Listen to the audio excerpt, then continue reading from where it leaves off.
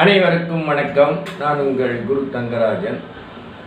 AJS அப்பா ஜோதிட சூத்திரம், ஏஜேஎஸ் ஆத்மா ஜீவா சரிதா முறையில் திருமண பொருத்தம் பார்க்க 64 விதிகள், ஜாதகம் பார்க்க அதே 64 விதிகளை கொண்டு பலன் கூறலாம். திருமண பொருத்தத்துக்கு ஏன் இந்த 64 விதிகளை தனிப்பட்ட முறையில் முக்கியத்துவம் கொடுக்கணும் அப்படின்னா, திருமணம் என்பது உயிர் உறவுகளை குறிக்கக்கூடியது, உயிர் காரகத்துவம். மற்றவையெல்லாம் பொருள் காரகத்துவம். அப்போ உயிர் காரகத்துவம் எப்படி செயல்படுகிறது, பொருள் காரகத்துவம் எப்படி செயல்படுகிறது என்று இரண்டையும் தனியாக பிரித்தெடுத்து பார்க்கக்கூடிய ஜோதிட விதிகள் தான் ஆத்மா ஜீவா சரீரா முறை அப்படின்னு சொல்லணும். அதனால தான் திருமண பொருத்தத்துக்காக வடிவமைக்கப்பட்ட ஒரு தனிப்பட்ட ஆற்றல் மிக்க ஜோதிடம் அப்படின்னு சொல்கிறோம். அப்போ ஒரு திருமணம் ஒரு ஆணுக்கும் ஒரு பெண்ணுக்கும், உயிருள்ள ஒரு ஆணுக்கும் உயிருள்ள ஒரு பெண்ணுக்குமான தொடர்பு, அதற்கு இருவருக்கும் சேர்ந்து கிடைக்கக்கூடிய குழந்தை பாக்கியமான தொடர்பு, மாமியார் மருமகள், மாமனார் மருமகன் போன்ற உறவுகளை, அந்யோன்யத்தை ஏற்படுத்துகின்ற ஆத்ம ஜீவ சரீர முறை. இந்த ஆத்ம ஜீவ சரீர முறையை தெரிந்து கொண்டால் உறவுகளின் பலம் எவ்வளவு உண்மையானது அல்லது போலியானது அல்லது கிடைக்காதது அல்லது சாபத்தில் இருப்பது, இதுபோல உறவுகள் உண்மையாகவே நமக்கு உதவுகிறதா அல்லது உதவாத உறவு, ஒரு உறவு இருக்குது அது நமக்கு உதவலைன்னா அது யாருன்னு கூட நம்மளால் கண்டுபிடிக்க முடியும். எந்த உறவில் இருக்கிறவங்க நமக்கு துரோகம் பண்ணுவாங்க அல்லது எந்த உறவுக்காரங்க கிட்ட நாம் ஜாக்கிரதையாக இருக்கணும் அப்படிங்கிறது கூட இதன் மூலமாக நம்ம தெரிஞ்சுக்கலாம். நண்பர்களை கூட நாம் கண்டுபிடிக்க முடியும். ஏன் இன்னும் சொல்ல போனால், நீங்கள் என்ன ராசிக்காரங்க அப்படின்னு ஒருத்தர்கிட்ட நம்ம கேட்டோம்னா அவர் என்ன ராசின்னு சொல்கிறாரோ அதை வச்சு இவர் நமக்கு சரியாக வருவார், சரியாக வரமாட்டார் அப்படின்னு கூட நம்மளால் சொல்ல முடியும். அதுதான் ஆத்மா ஜீவா சரீரா அப்பா ஜோதிட சூத்திரம் அப்படின்னு சொல்கிறோம். இந்த விதி நீங்கள் கடைபிடிக்க தொடங்கி பயன்படுத்தி பார்த்தீங்கன்னா, இவ்வளவு நாட்கள் இந்த ஜோதிடத்தில் நாம் இருந்தும் இந்த விதியை நாம் கற்காமல் போனது ஏன் அல்லது தெரியாமல் போனது ஏன் என்று ஏக்கம்தான் நமக்கு கிடைக்கும். அந்த அளவுக்கு ஒரு நம்பிக்கை ஊட்டக்கூடிய ஒரு விதிகளாக இருக்கிறது. அப்பா ஜோதிட சூத்திரம் ஜோதிடத்தில் புதுமை, ஜோதிடத்தில் புரட்சி, ஜோதிடத்தில் மறுமலர்ச்சி, ஜோதிட சீர்திருத்த கருத்துக்கள் சொல்கிறோம். இப்போ இது ஒரு பெண்ணனுடைய ஜாதகம், 26 முடிஞ்சு 27 வயசு நடக்குது, இன்னும் கல்யாணம் ஆகலை. இதுக்கு கல்யாணம் ஆகிறதுக்கான விதிகள் எல்லாம் நம்ம பார்த்தோம்னா, லக்னாதிபதி அப்படின்னு சொல்லக்கூடிய லக்னத்துக்கு 6ல் இருக்கார், லக்னத்திற்கு 2ஆம் பாவாதிபதி லக்னத்துக்கு 5ல் தான் இருக்கார், லக்னத்திற்கு 7ஆம் பாவாதிபதி லக்னத்துக்கு 8ல் இருக்கிறார். இப்படி இந்த கிரக நிலைகள் இப்படி இருக்கும் பொழுது நாம் அப்பா ஜோதிட சூத்திரத்தில் எடுக்கக்கூடிய மூல கணிதம் என்ன அப்படின்னு சொல்லி பார்த்தோம்னா, ஜென்ம நட்சத்திர அதிபதி அப்படின்னு சொல்கிறோம். ஜென்ம நட்சத்திர அதிபதியை கொண்டு பலன் கூறும் முறை அப்படின்னு நம்ம சொல்கிறோம். இப்போ இந்த ஜாதகத்தை பாருங்கள். புதன் கேட்டை நட்சத்திரத்தில் பிறந்தார். எனவே புதன் இவருடைய ஜென்ம நட்சத்திர அதிபதி. அந்த புதனானவர் சுக்கிரன் சாரத்திலே ஏறி நிற்கிறார். புதன் பார்த்தீங்கன்னாக்கா சுக்கிரனுடைய நட்சத்திரத்தில் இருக்கிறார். அந்த சுக்கிரனும் வக்ரமாக இருக்கிறார். இப்பொழுது இந்த ஜாதகருக்கு ஜென்ம நட்சத்திராதிபதி நின்ற நட்சத்திராதிபதி வக்ரமாக இருப்பதால், சுக்கிரன் அப்படின்னு சொல்லக்கூடிய கிரகம் வக்ரமாக இருப்பதால், இந்த புதனுக்கு சுக்கிரனானவர் உதவி செய்ய மறுக்கிறார் அப்படின்னு அர்த்தம். இது லக்னத்திற்கு 10ஆம் பாவாதிபதி, லக்னத்திற்கு 3ஆம் பாவாதிபதி அப்படிங்கக்கூடிய முறையில் நம்ம பார்த்தோம்னாக்கா, இந்த பாவாதிபதி அப்படிங்கக்கூடிய நிலையில் அந்த இடத்துல பார்த்தோம்னா சுக்கிரன் அப்படின்னு இருக்குது. இப்போ இந்த பாவாதிபதியை கடந்து காரக கிரகமாக நம்ம பார்க்கணும். காரணம் என்னன்னா, பாவாதிபதி அப்படி சொல்லக்கூடியதும் காரக கிரகம் அப்படின்னு சொல்லும்போது, காரக கிரகங்கள் நேரடியாக உயிர்களை பிரிக்கிறது அப்படின்னு சொல்லலாம். இப்போ பாவம்னாக்கா 10ஆம் பாவம்னா தொழில் அந்த மாதிரி வந்துடும். இது தைரிய வீரியம் அப்படிலாம் வரும். ஆனால் காரக கிரகம்னு வந்தால் சுக்கிரன் என்று சொன்னால் என்ன சொன்னோம், அத்தை அப்படின்னு வரும். அப்பா கூட பிறந்தவங்க, அக்கா தங்கச்சிங்க அப்படின்னு வரும். அப்போ இந்த புதன் பார்த்தீங்கன்னா சுக்கிரன் சாரம் ஏறுவதால், சுக்கிரன் புதனை மறுப்பதால் இவர்களுக்கு சொந்தத்தில் அத்தை வீட்டில் பொண்ணு கட்ட முடியாது. ஏன்னா அவங்க மறுக்கிறாங்க, வெறுக்கிறாங்க, பலன் தரல. அப்போ சொந்தத்தில் பொண்ணு இல்லையா அப்படின்னா அத்தை வீட்டில் இல்லை, அப்பா கூட பிறந்த அக்கா தங்கச்சி வீட்டில் அத்தை வீட்டிலேருந்து இவரால் பெண் கட்ட முடியாது, கட்டினாலும் சரியாக வராது. அது இவங்களுக்கு அவங்களுக்கு மனம் ஒத்து வராத நிலை அப்படின்னு சொல்லுது. ஏன் இன்னும் சொல்லப்போனால் இந்த பொண்ணுக்கும் அத்தைக்குமே கூட உறவு நல்லாவே இருக்காது அப்படின்னு இதன் மூலமாக சொல்லிடலாம்.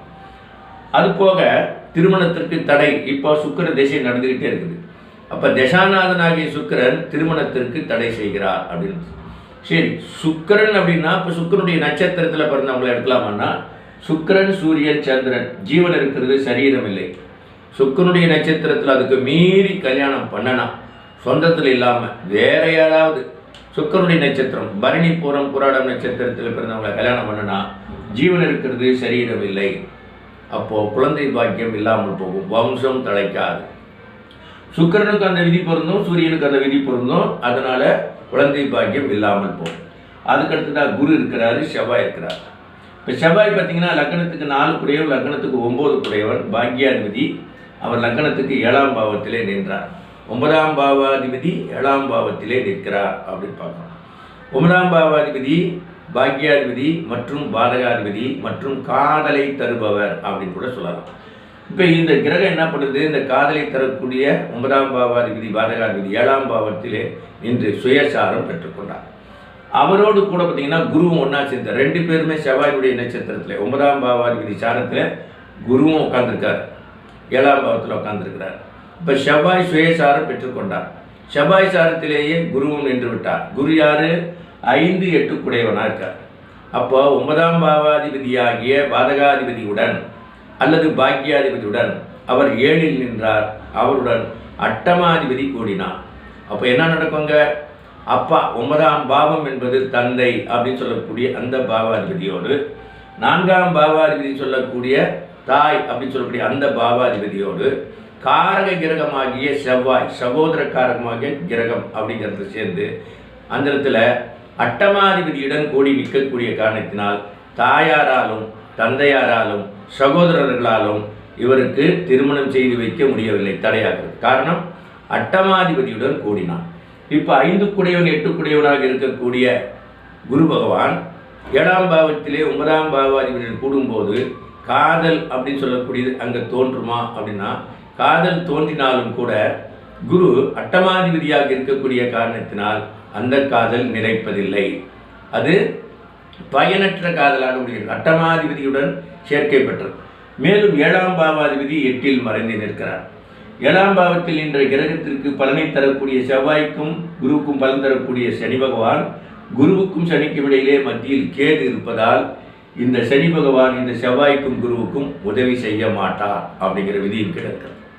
அடுத்தது இந்த கேது பகவான் நட்சத்திரம், இந்த பெண்ணோட கேட்டை நட்சத்திரத்துடைய 7ஆவது நட்சத்திரமாக வதை நட்சத்திரத்திலே நிற்பதால் அஸ்வினி மகம் மூலம் நட்சத்திரத்தில் பிறந்தவரை திருமணம் செய்தால் அந்த திருமணம் ரத்தாகிவிடும்.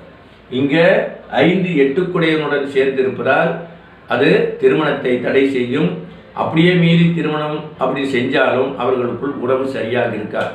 ஏன்னா பாதகாதிபதியும் அட்டமாதிபதியும் கூடி அங்கே நிற்கக்கூடிய காரணத்தினால் வீடு கொடுத்தவன் 8இல் மறைந்தான். அதனால் பரிவர்த்தனை நடக்கலாங்க.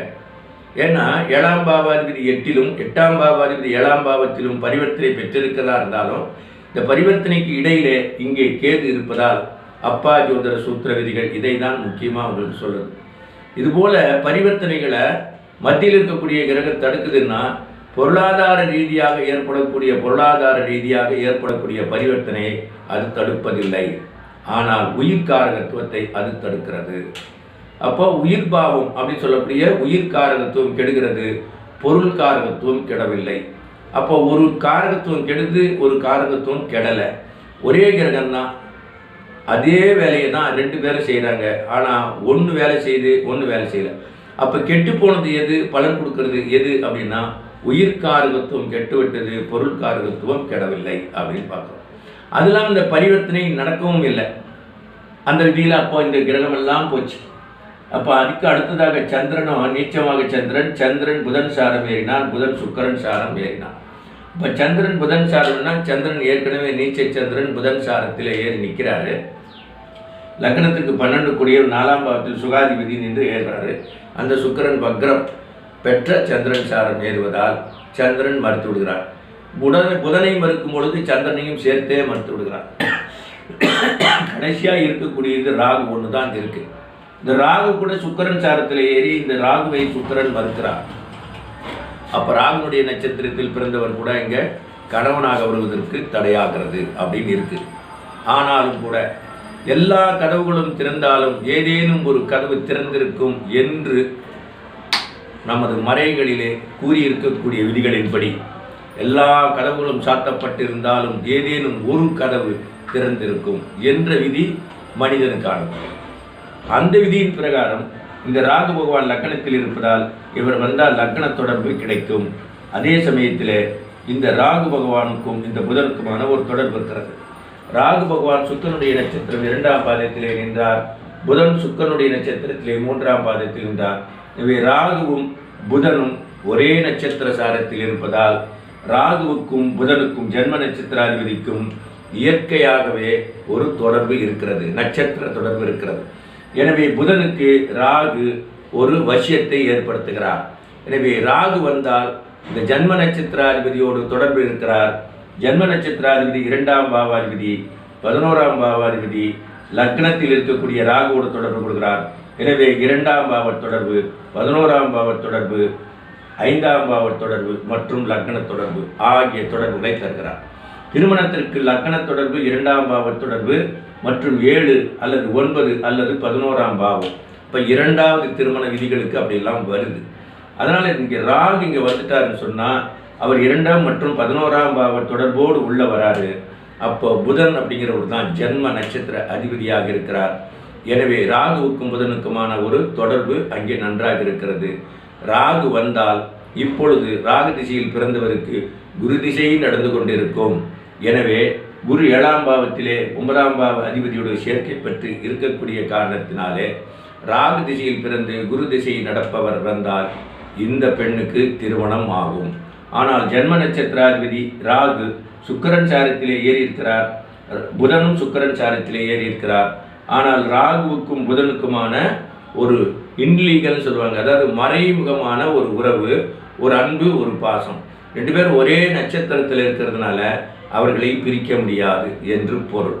இதுபோல ராகுனுடைய நட்சத்திரத்தில் பிறந்தவர் அல்லாமல் இவருக்கு வேறு யாரும் கணவனாக வருவதற்கான எந்த வாய்ப்புகளும் இல்லை என்பதை கூறி, உங்களுடைய ஜாதகத்திலும் நீங்கள் இதுபோல யாரை திருமணம் செய்து கொண்டாலும் அந்த திருமணம் ரத்தாகிவிடும் என்ற நிலை இருந்தாலும் கூட ஏதேனும் ஒரு கதவு திறந்திருக்குமே, அந்த கதவை, அந்த பூட்டை நாம் திறந்து அவர்களுக்கு நன்மை செய்யலாம் என்ற விதியின்படி அப்பா ஜோதிட சூத்திரமானது அந்த ஜாதகத்தில் உள்ள கர்மாக்களை எல்லாம் அளந்தெடுத்து அதில் ஏதேனும் ஒருவர் நன்மை செய்பவர் இருப்பார் என்பதை கண்டறிந்து அந்த நன்மை செய்யக்கூடிய கிரகத்தை அவரோடு இணைத்தால் திருமணமே ஆகாது என்ற நிலையில் இருப்பவருக்கும் ஒரு திருமண பாக்கியத்தை உண்டாக்கி கொடுக்கக்கூடிய அற்புதமான ஒரு விதிதான் அப்பா ஜோதிட சூத்திரம்.